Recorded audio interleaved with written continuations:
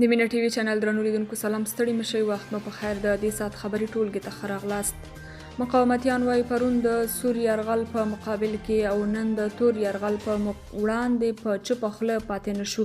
د مقاومت جبهې د ثور د 8 او د پخواني شوروي اتحاد د یرغل په وړاندې د مجاهدینو د بریا د 13 کلیزې په مناسبت د یو پیغام په خپرولو سره طالبانو سره پر مبارزې ټینګار کړی دی. دې جبهې ویلي چې له هر ادرس څخه تیری، اشغال، ظلم او بې عدالتي د غندنې وړ ده او باید په هر قیمت ودرول شي. دغه جبهې ټینګار کړی دی چې یو ځل بیا هوډ لري چې د هیواد د ایډیالوژۍ، استقلال او ازادۍ څخه د دفاع لپاره د پرونیو مبارزې په الهام سره د طالبانو پر وړاندې ودرېږي.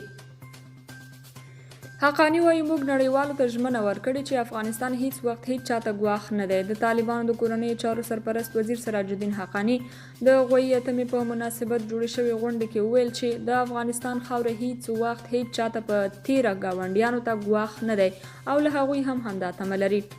حقانی زیاتوي موږ د سولهییزې لارې د قدرت د لیږد غوښتنه کوله، مګر د هیواد دښمنانو داسې ونه غوښتل او کله چې د کابل نظم خراب شو، اسلامي امارت ځواکونو ته امر وشو چې کابل ښار ته داخل شي.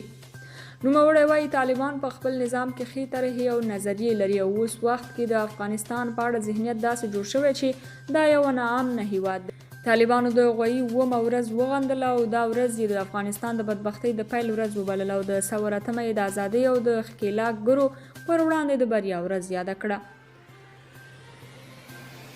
پیروزي ښارګوټي کې د صنعتي پارک جوړولو تړون لاسلیک شو. د ریاست الوزرا د مرستیال ملا عبدالغني برادر په حضور کې نن د ښار جوړونې وزارت او د بیجینګ ننګرهار ساختماني تولیدي شرکت ترمنځ پیروزي ښارګوټي په ختیځه برخه کې د صنعتي پارک جوړولو تړون لاسلیک او د پرانیستې مراسم یې ترسره شوي دي.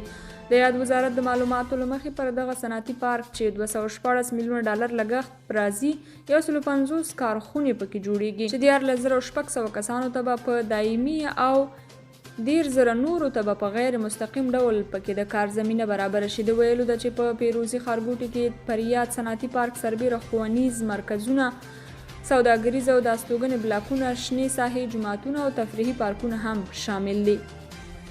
عبدالله له جرمني غوښتي چې افغان کډوالو ته اسانتیاوې زیاتې کړي. د ملي روغې جوړې عالي شورا پخواني مشر عبدالله له جرمني غوښتي چې افغان پناه غوښتونکو ته اړینې اسانتیاوې زیاتې کړي. نوموړي نن پنجشنبه د غوي پر 8 پر خپلې ټویټر پاڼې لیکلي چې جرمني د نورو لویدیځو هیوادونو په څیر زیات شمېر افغانانو ته پناه ورکړې، خو نوموړی اروپا کې ناورین ته په کتو له هغوی ډیره تمه لري. عبدالله په ځانګړې توګه له جرمني غوښتي چې د افغان پناه غوښتونکو د لومړنیو اړتیاوو د پوره کېدو لپاره ځانګړې حل لارې ولټوي. د ملي روغې جوړې پخوانی مشر دا غوښتنه داسې مهال کړې چې له وړاندې راپورونه خپاره شوي چې کني جرمني له پنډغالو ځینې افغان کډوال ایستي تر څو یې ځای اوکرایني کډوالو ته خالي شي. دغه راز ځینو نړیوالو بنسټونو اروپایي هیوادونو له کډوالو سره په دوه چلند تورن کړی دی. سوداګرۍ خونه وایي پاکستاني محصولاتو ته د خلکو تقاضا کمه شوې ده. د افغانستان د سوداګرۍ او صنایعو خونه وایي چې افغانستان ته د پاکستاني توکو په وارداتو کې پام وړ کموالی راغلی دی. د یادې خونې غړی نصیر احمد عربزاده وایي چې افغانستان ته د پاکستاني توکو د وارداتو د کموالي لامل په هیواد کې پاکستاني محصولاتو ته د خلکو د تقاضا کمیدل دي. هغه زیاته کړې ده چې اوس د بیلو دلایلو له مخې خلک پاکستاني توکو ته زړه نه ښه کوي. عربزاده وایي چې له پاکستان افغانستان ته د وارداتو کموالی څو عوامل لري. په یو شمېر محصولاتو یې عواید لوړ کړي دي او ترڅنګ یې افغانستان کې د پاکستان محصولاتو ته د خلکو تقاضا هم کمه شوې ده.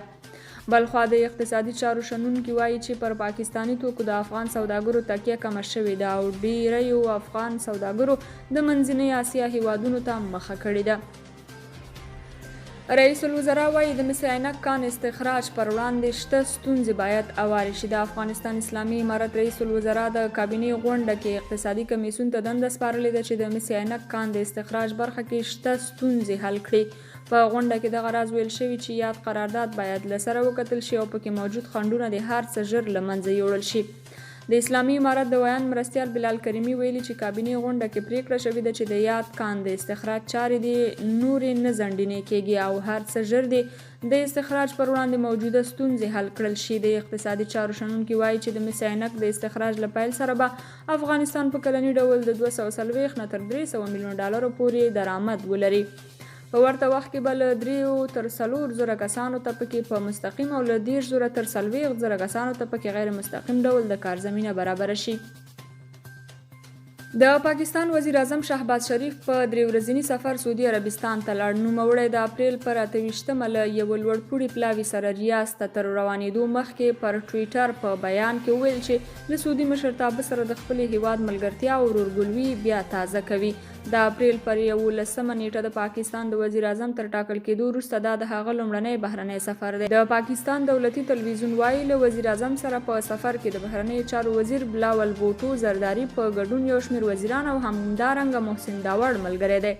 د پاکستان د بهرنیو چارو وزارت د اپریل پر 28مه په بیان کې ویلي چې شهباز شریف دا سفر د سعودي ولیعهد شاهزاده محمد بن سلمان په بلنه کړی. وزارت وایي شریف د سعودي عرب له مشرانو سره پر اقتصادي سوداګریزو د پانګې اچونې او هلته د میشتو پاکستانیانو پر چارو خبرې کوي.